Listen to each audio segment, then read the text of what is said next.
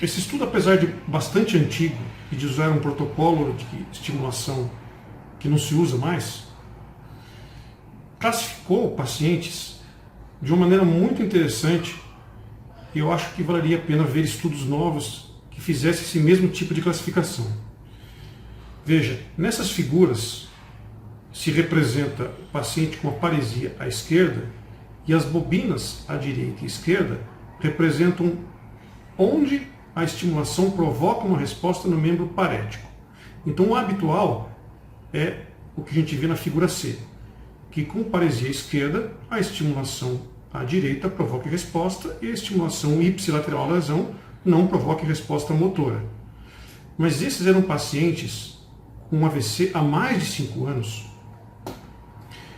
Portanto, pode-se imaginar que a presença de resposta ipsi contralateral, a ausência de resposta, tem algum significado, diz como evoluiu cada um desses pacientes. Diz algo sobre o que está por trás do estado que o paciente se encontra. Então veja só, no grupo A, é um paciente que com estimulação contralateral, como é esperado, obtém a resposta motora. Mas com estimulação ipsilateral também obtém resposta. Ou seja, o córtex saudável está aparentemente tendo um efeito benéfico na obtenção de respostas motoras do lado parético.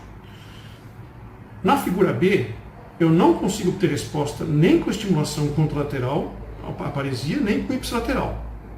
Então, aparentemente é um paciente que está pior, que não tem como evocar resposta com estimulação magnética, seja no córtex saudável, seja no córtex lesado. O paciente C, eu tenho resposta com estimulação contralateral e não tenho com ipsilateral.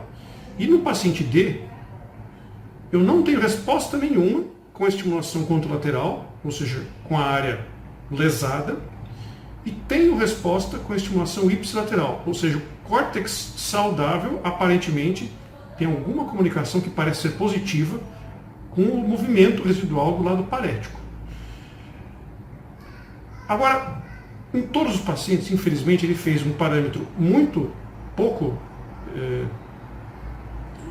intensivo, só apenas 100 pulsos, e todos com baixa frequência, 2 vezes por dia, por uma semana, e ainda fez estimulação a 30% da potência da máquina, não levou em conta nem o limiar motor. É claro que nesse paciente que não tem nenhuma resposta, nem haveria limiar motor. Você teria que escolher naturalmente algum valor arbitrário. Mas é um parâmetro que fica difícil de valorizar. Vamos ver como evolui. E outra é que num paciente onde, como esse, por exemplo, o grupo D, onde o lado saudável está provocando resposta do lado parético, o lado saudável do cérebro provoca a resposta do lado parético, faria mais sentido um parâmetro em geral excitatório do que inibitório. E o que ele fez foi inibitório. Agora vamos ver como os 4 grupos evoluíram. Foram acompanhados por 3 meses. E outra. De acordo com a resposta, era decidido do lado da estimulação. Então, os pacientes do grupo A tiveram estimulação inibitória bilateral, os desse grupo, estimulação inibitória. Onde havia resposta, eles faziam estimulação e sempre inibitória. Nesse gráfico, 2 asteriscos representam um P de 0,0001 e 3 asteriscos 0,0001. Então, 3 é um efeito mais significativo. Então, portanto, aqui eu tenho na primeira linha espasticidade, na segunda a resposta motora testada e aqui a resposta no dia a dia. Vejam que os grupos mais significativos em melhora da espasticidade foram os grupos B e C, que, voltando às figuras anteriores, são o C, o grupo onde a resposta está como esperado. Eu tenho resposta só para estimulação contralateral. Então, aparentemente, é o paciente que, teoricamente, estaria menos grave do que o B, que não tem resposta nenhuma, mas onde o lado saudável não está provocando efeito benéfico. Então, aí faz sentido você realmente inibir o lado saudável, que é o que foi feito no grupo B. Então, nesses B e C, houve melhora da espasticidade. Em termos de desempenho motor, o grupo que teve melhor resposta foi o B, mais significativo. que era o que a gente, pelo contrário, esperaria uma resposta pior, porque não tem resposta motora nenhuma à estimulação. E em termos também de mudança no dia a dia, o grupo B foi o melhor.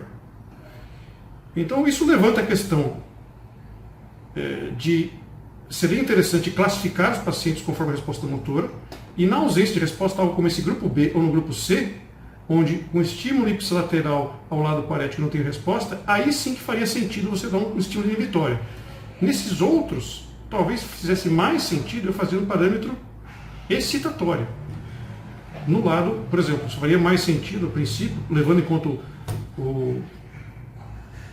a presunção habitual nesses quadros, fazer estimulação no lado parético. Então, achei interessante chamar a atenção para esse assunto acho que ele teve uma ideia muito interessante para classificar os pacientes e resolver de alguma maneira essa heterogeneidade, particularmente nos casos crônicos. É isso.